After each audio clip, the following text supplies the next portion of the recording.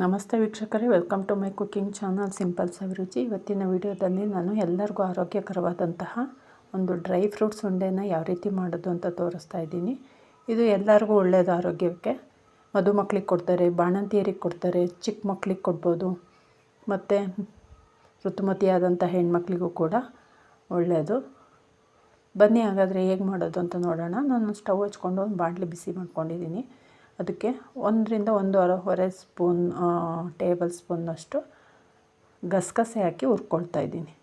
ಗಸಗಸೆ ಹುರ್ಕೊಳ್ಳೋದು ಫಸ್ಟಿಗೆ, ಯಾಕಂದರೆ ಅದಕ್ಕೆ ಎಣ್ಣೆ ಹಾಕೋ ಅವಶ್ಯಕತೆ ಇಲ್ಲ. ಸೊ ಹಂಗಾಗಿ ಎಣ್ಣೆ ತುಪ್ಪ ಏನೂ ಬೇಡವಲ್ಲ, ಹಾಗಾಗಿ ಅದನ್ನು ಫಸ್ಟ್ ಡ್ರೈ ಆಗಿ ಹುರ್ಕೊಳ್ಳೋಣ.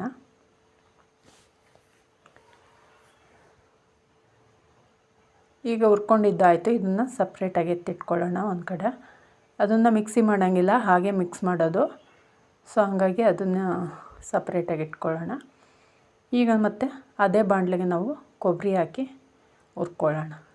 ಕೊಬ್ಬರಿ ಆದಷ್ಟು ಒಣಗಿರೋ ಅಂಥ ಕೊಬ್ಬರಿ ತೊಗೊಳ್ಳಿ. ಹಸಿ ಅಂಶ ಇರೋ ಅಂಥದ್ದಾದರೆ ಬೇಗ ಸ್ಮೆಲ್ ಬರುತ್ತೆ ಉಂಡೆ. ಸೊ ಹಂಗಾಗಿ ಒಣಗಿರೋ ಅಂಥ ಕೊಬ್ಬರಿನ ತೊಗೊಳ್ಳಿ. ಜಾಸ್ತಿ ಹುರ್ಕೊಳ್ಳೋದು ಬೇಡ ಕೊಬ್ಬರಿನ. ಜಸ್ಟ್ ಹಿಂಗೆ ಮುಟ್ಟಿ ನೋಡಿದರೆ ಕೈಗೆ ಬಿಸಿ ತಾಗಬೇಕು, ಅಷ್ಟು ಬಿಸಿ ಮಾಡ್ಕೊಳ್ಳಿ. ಜಾಸ್ತಿ ಹುರ್ಕೊಂಡ್ರೆ ಎಣ್ಣೆ ಬಿಟ್ಕೊಳ್ಳುತ್ತೆ ಕೊಬ್ಬರಿ. ಮತ್ತು ಇನ್ನೊಂದೇನು ಅಂದರೆ ಅದರ ಕ್ವಾಂಟಿಟಿ ಕಡಿಮೆ ಆಗುತ್ತೆ ಕೊಬ್ಬರಿದು. ಸೊ ಹಂಗಾಗಿ ಜಸ್ಟ್ ಕೈಗೆ ಬಿಸಿ ತಾಗಬೇಕು, ಅಷ್ಟು ಬಿಸಿ ಮಾಡ್ಕೊಳ್ಳಿ. ಕೊಬ್ಬರಿನೂ ಕೂಡ ನಾವು ಪುಡಿ ಮಾಡ್ಕೋಬೇಕು. ಸೊ ಹಂಗಾಗಿ ಅದನ್ನು ಕೂಡ ಹುರ್ಕೊಂಡು ಸಪ್ರೇಟಾಗಿ ಎತ್ತಿಟ್ಕೊಳ್ಳೋಣ.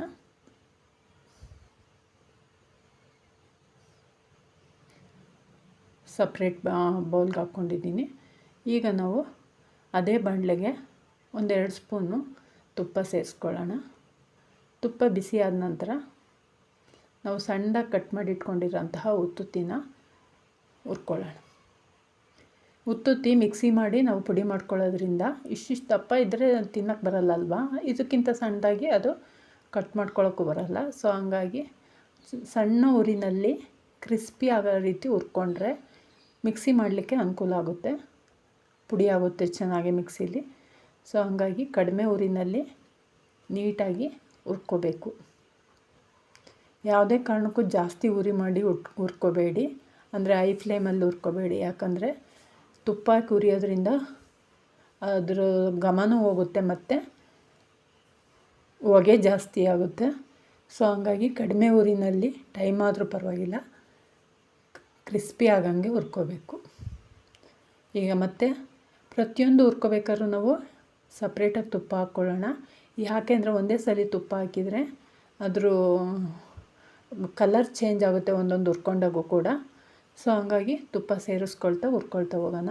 ಈಗ ನಾನು 2ರಿಂದ 2.5 ಟೇಬಲ್ ಸ್ಪೂನ್ನಷ್ಟು ಅಂಟು ತೊಗೊಂಡಿದ್ದೀನಿ. ಅಂಟನ್ನು ಸ್ವಲ್ಪನೇ ಹಾಕಿ ಹುರ್ಕೋಬೇಕು. ಒಂದೇ ಸಲ ಅಷ್ಟನ್ನು ಸೇರಿಸಿ ಹುರ್ಕೋಬಾರ್ದು. ಅದು ತುಪ್ಪದಲ್ಲಿ ಹರಳಬೇಕು. ಹರಳಿ ಅದು ತಣ್ಣಗಾದಾಗ ಹೀಗೆ ಕೈಯಿಂದ ಹಿಚ್ಕಿದ್ರೆ ಅದು ಪುಡಿ ಆಗಬೇಕು, ಆ ರೀತಿ ಹುರ್ಕೋಬೇಕು. ಹರಳ್ಕೊಳ್ಳುತ್ತದು. ಈಗ ಅದನ್ನು ಒಂದು ಪ್ಲೇಟಿಗೆ ಸಪ್ರೇಟಾಗಿ ಎತ್ತಿಟ್ಕೊಳ್ಳೋಣ. ನಾವು ಎಲ್ಲದನ್ನು ಹುರ್ಕೊಂಡಿದ್ದನ್ನು ಸಪ್ರೇಟಾಗಿ ಎತ್ತಿಟ್ಕೊಳ್ಳೋಣ. ಯಾಕಂದರೆ ಎಲ್ಲದೂ ಒಂದೇ ಸಲ ಮಿಕ್ಸಿ ಮಾಡಿದರೆ ಅಷ್ಟು ಚೆನ್ನಾಗಿರಲ್ಲ. ಸಪ್ರೇಟಾಗಿ ಒಂದೊಂದನ್ನೇ ಮಿಕ್ಸಿ ಮಾಡ್ಕೊಳ್ಳೋಣ. ಸೊ ಹಂಗಾಗಿ ಸಪ್ರೇಟಾಗಿ ಎತ್ತಿಟ್ಕೊಳ್ಳೋಣ. ಮತ್ತು ಇನ್ನೊಂದು ಸ್ಪೂನ್ ತುಪ್ಪ ಸೇರಿಸ್ಕೊಂಡು ಮತ್ತು ಉಳಿದಿರೋ ಅಂತಹ ಅಂಟನ್ನು ಹುರ್ಕೊಳ್ಳೋಣ.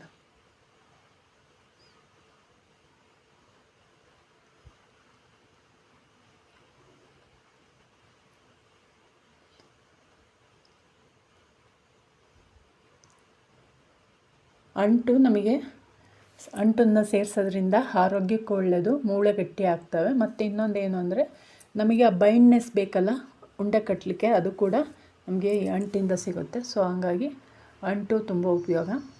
ಅದಕ್ಕೆ ಅಂಟುಂಡೆ ಅಂತಲೇ ಕರೆಯೋದು ಇದಕ್ಕೆ. ಮತ್ತು ಈಗ ನಾನು ಸಣ್ಣದಾಗಿ ಕಟ್ ಮಾಡಿ ಇಟ್ಕೊಂಡಿರೋ ಅಂತಹ ಬಾದಾಮಿನೂ ಕೂಡ ಹುರ್ಕೊಳ್ತಾ ಇದ್ದೀನಿ. ಈ ಡ್ರೈ ಫ್ರೂಟ್ಸನ್ನು ಯಾವ ರೀತಿ ಹುರ್ಕೋಬೇಕು ಅಂದರೆ ನಮಗೆ ಕ್ರಂಚಿ ಆಗೋ ರೀತಿ ಹುರ್ಕೋಬೇಕು, ಆ ಕ್ರಿಸ್ಪಿನೆಸ್ ಬರಬೇಕು. ಶೇಂಗಾ ಬೀಜ ಹುರಿದ್ರೆ ನಾವು ಈ ಬಾಯಿಗೆ ಕ್ರಿಸ್ಪಿನೆಸ್ ಬರುತ್ತೆ. ಕಡಿಮೆ ಹಸಿ ಅಂಶ ಹೋಗದ ರೀತಿ ಹುರ್ಕೊಂಡ್ರೆ ಯಾವ ರೀತಿ ಆಗುತ್ತೋ ಆ ರೀತಿ ಆಗಬಾರ್ದು. ನೀಟಾಗಿ ಆ ಕ್ರಂಚಿನೆಸ್ ಬರಬೇಕು, ಆ ರೀತಿ ಹುರ್ಕೋಬೇಕು. ಸಣ್ಣ ಉರಿನಲ್ಲಿ ಒಂದು ಸ್ವಲ್ಪ ಟೈಮ್ ಆದರೂ ಪರವಾಗಿಲ್ಲ, ನೀಟಾಗಿ ಅದು ಕ್ರಿಸ್ಪಿ ಆಗಂಗೆ ಹುರ್ಕೋಬೇಕು. ಒತ್ತಿಸ್ಕೋಬಾರ್ದು, ನೀಟಾಗಿ ಗರಿ ಗರಿ ಅನ್ನೋ ರೀತಿ ಆಗಬೇಕು. ಆವಾಗಲೇ ಉಂಡೆ ತಿಂದರೆ ನಮಗೆ ಆ ಕ್ರಂಚಿನೆಸ್ ಸಿಗೋದು, ಇಲ್ಲಾಂದರೆ ಮೆತ್ತಗಾಗಿರುತ್ತೆ ಉಂಡೆ. ಈಗ ಸಣ್ಣದಾಗಿ ಕಟ್ ಮಾಡಿ ಇಟ್ಕೊಂಡಿರೋಂತಹ ಪಿಸ್ತಾ ಕೂಡ ಹುರ್ಕೊಳ್ಳೋಣ. ನಾವು ಡ್ರೈ ಫ್ರೂಟ್ಸಲ್ಲಿ ಯಾವುದನ್ನು ಬೇಕಾದರೂ ಸೇರಿಸ್ಕೋಬೋದು, ಇಂಥದ್ದೇ ಹಾಕ್ಕೋಬೇಕು ಇಂಥದ್ದೇ ಬಿಡಬೇಕು ಅಂತ ಏನಿಲ್ಲ. ನಿಮ್ಗೆ ಯಾವ ಡ್ರೈ ಫ್ರೂಟ್ಸ್ ಇಷ್ಟ, ನಿಮ್ಮ ಮನೇಲಿ ಯಾವುದಿದೆ ಅದನ್ನೆಲ್ಲ ಸೇರಿಸ್ಕೊತ ಹಾಕ್ಕೊತ ಹೋಗ್ಬೋದು. ಯಾವ್ದು ಹಾಕಿದರೂ ಕೂಡ ಹೆಲ್ದಿಯಾಗೇ ಇರುತ್ತೆ. ಸೊ ಹಂಗಾಗಿ ನಮ್ಮ ಮನೇಲಿ ಇರೋವಂಥ ಡ್ರೈ ಫ್ರೂಟ್ಸ್ ಅಂತ ನಾನು ತೋರಿಸ್ತಿದ್ದೀನಿ. ನೀವು ಇದಕ್ಕೆ ಎಕ್ಸ್ಟ್ರಾ ಯಾವುದಿದೆಯೋ ಅದನ್ನು ಆ್ಯಡ್ ಮಾಡ್ಕೋಬೋದು. ಪಿಸ್ತಾ ಕೂಡ ಸಪ್ರೇಟಾಗಿ ಇಟ್ಕೊಳ್ಳೋಣ. ಪಿಸ್ತಾ ಅದುವೇ ನಾವು ಪುಡಿ ಮಾಡೋಲ್ಲ, ಹಾಗೆ ಸೇರಿಸೋದು. ಪಿಸ್ತಾ ಮತ್ತು ಗೋಡಂಬಿ ಮತ್ತು ಇನ್ನೊಂದು ಸ್ಪೂನ್ ತುಪ್ಪ ಸೇರಿಸಿ ನಾವು ಗೋಡಂಬಿನೂ ಕೂಡ ಹುರ್ಕೊಳ್ಳೋಣ.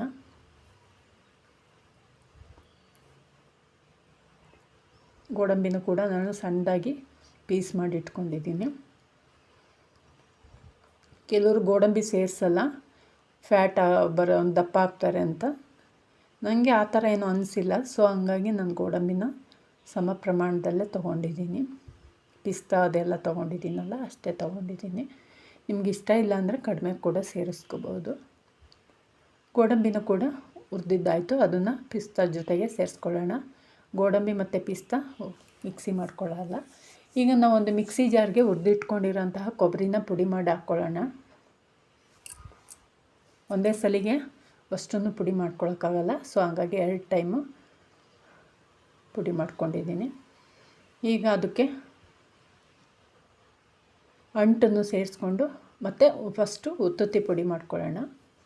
ಉತ್ತುತ್ತಿನೂ ಕೂಡ 2 ಸಲ ಪುಡಿ ಮಾಡ್ಕೊಳ್ಳೋಣ. ನಾವು ಒಂದೇ ಸಲ ಹಾಕಿದರೆ ಮಿಕ್ಸಿ ಬ್ಲೇಡ್ ಹೋಗುತ್ತೆ, ಅದು ತುಂಬ ಗಟ್ಟಿ ಇರುತ್ತಲ್ಲ. ಹಂಗಾಗಿ ನೋಡಿ, ಅದಕ್ಕೆ ನಾವು ಪುಡಿ ಮಾಡಿಕೊಂಡ್ರೆ ಸಾಕು, ತುಂಬ ಸಾಫ್ಟ್ ಆಗಬೇಕು ಅಂತೇನಿಲ್ಲ. ಉಳಿದಿರೋ ಅಂತಹ ಉತ್ತುತ್ತಿನೂ ಕೂಡ ಸೇರಿಸ್ಕೊಂಡು ಪುಡಿ ಮಾಡ್ಕೊಳ್ಳೋಣ. ಈಗ ಹುರಿದಿಟ್ಕೊಂಡಿದ್ದೀವಲ್ಲ ಅಂಟು, ಅದನ್ನು ಕೂಡ ಮಿಕ್ಸಿ ಜಾರಲ್ಲಿ ಪುಡಿ ಮಾಡ್ಕೊಳ್ಳೋಣ. ಅಂಟನ್ನು ಪುಡಿ ಮಾಡ್ಕೊಳ್ಳೋಣ. ಮತ್ತು ನಾವು ಬಾದಾಮಿಯನ್ನು ಮಾತ್ರ ಪುಡಿ ಮಾಡ್ಕೊಂಡಿದ್ದೀನಿ ಇಷ್ಟರ ಜೊತೆಗೆ. ಇನ್ನು ಉಳಿದಂತಹ ಪಿಸ್ತಾ ಮತ್ತು ಗೋಡಂಬಿಯನ್ನು ಹಾಗೆ ಸೇರಿಸ್ತಾ ಇದ್ದೀನಿ. ಅದು ಬಾಯಿಗೆ ಸಿಕ್ಕರೆ ಚೆನ್ನಾಗಿರುತ್ತೆ ಅಂತ ಹಾಗೆ ಪುಡಿ ಮಾಡ್ತಾ ಸೇರಿಸ್ತಾ ಇದ್ದೀನಿ.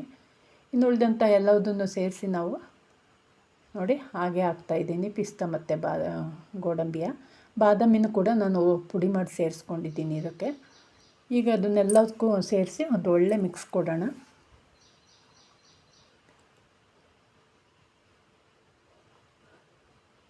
ಕೆಲವರು ಇದಕ್ಕೆ ಏನು ಬೆಲ್ಲ ಹಾಕದೆ ಹಾಗೆ ಉಂಡೆ ಕಟ್ತಾರೆ. ಬಟ್ ಅದಕ್ಕೆ ಒಂದು ಸ್ವಲ್ಪ ಬೆಲ್ಲ ಪಾಕ ಬಿದ್ದರೆ ಚೆನ್ನಾಗದು.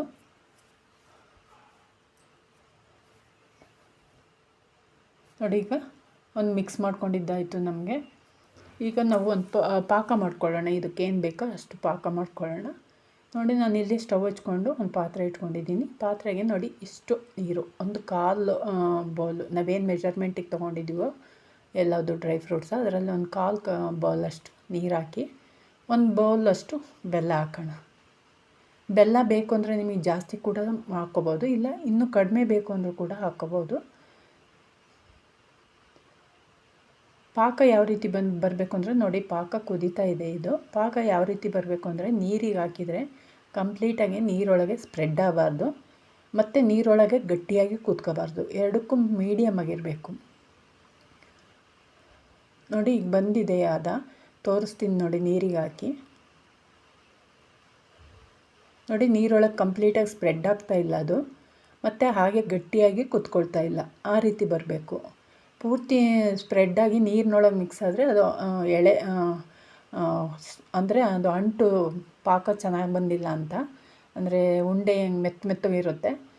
ತುಂಬ ಗಟ್ಟಿಯಾಗಿ ಪಾಕ ಕೂತ್ಕೊಂತು ನೀರಲ್ಲಿ ಅಂದರೆ ಉಂಡೆ ಗಟ್ಟಿಯಾಗುತ್ತೆ. ಸೊ ಹಂಗಾಗಿ ಎರಡಕ್ಕೂ ಸಮವಾಗಿರಬೇಕು. ಈಗ ಪಾಕ ಬಂದಿದೆ.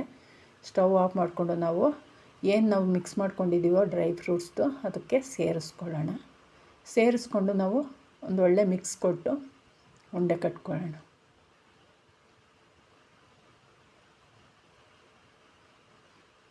ಅದಕ್ಕಿದ್ದರೆ ಪಾಕ ನಮಗೆ ಉಂಡೆ ತುಂಬ ಮೆತ್ತಗೂ ಇರಲ್ಲ, ತುಂಬ ಗಟ್ಟಿ ಅನಿಸೋದು ಇಲ್ಲ, ಒಂದು ಮೀಡಿಯಮ್ ಆಗಿರುತ್ತೆ. ಸೊ ಹಾಗಾಗಿ ಅದಕ್ಕೆ ಪಾಕ ಮಾಡ್ಕೊಳ್ಳಿ. ತುಂಬ ಬಿಸಿ ಇದ್ದಾಗಲೂ ಕಟ್ಟೋದು ಬೇಡ, ತುಂಬ ತಣ್ಣಗಾದಾಗಲೂ ಕಟ್ಟಬಾರ್ದು. ಉಂಡೆ ಮೀಡಿಯಮ್ಮಾಗೆ ಕೈಯಲ್ಲಿ ಕಟ್ಟೋವಷ್ಟು ಬಿಸಿ ಇದ್ದರೆ ಸಾಕು. ನೋಡಿ ಅದಕ್ಕೆ ಈಗ ಬಿಚ್ಕೊಳ್ಳೋಂಗೆ ಅನಿಸುತ್ತೆ ನಿಮಗೆ, ಯಾಕಂದರೆ ಡ್ರೈ ಫ್ರೂಟ್ಸ್ ಕೆಲವೊಂದು ನಾವು ಹಾಗೆ ಹಾಕಿದ್ದೀವಿ, ಮಿಕ್ಸಿ ಮಾಡಿದೆ. ಸೊ ಹಂಗಾಗಿ ಅದು ಆರಿದ ಮೇಲೆ ಗಟ್ಟಿಯಾಗಿ ಕೂತ್ಕೊಳ್ಳುತ್ತೆ.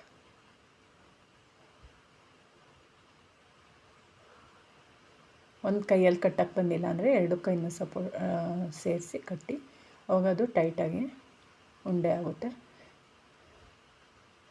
ನೋಡಿ ಈ ರೀತಿ ಉಂಡೆ ಕಟ್ಟಿದೆ. ಇಷ್ಟ ಆದರೆ ಒಂದು ಲೈಕ್ ಕೊಡಿ ವೀಕ್ಷಕರೇ. ಪ್ಲೀಸ್ ಸಬ್ಸ್ಕ್ರೈಬ್ ಮಾಡ್ಕೊಳ್ಳಿ ನನ್ನ ಚಾನಲ್ನ. ಸಪೋರ್ಟ್ ಮಾಡಿ. ಅನಿಸಿಕೆಗಳನ್ನು ನನಗೆ ಮೆಸೇಜ್ ಮೂಲಕ ತಿಳಿಸಿ ವೀಕ್ಷಕರೇ.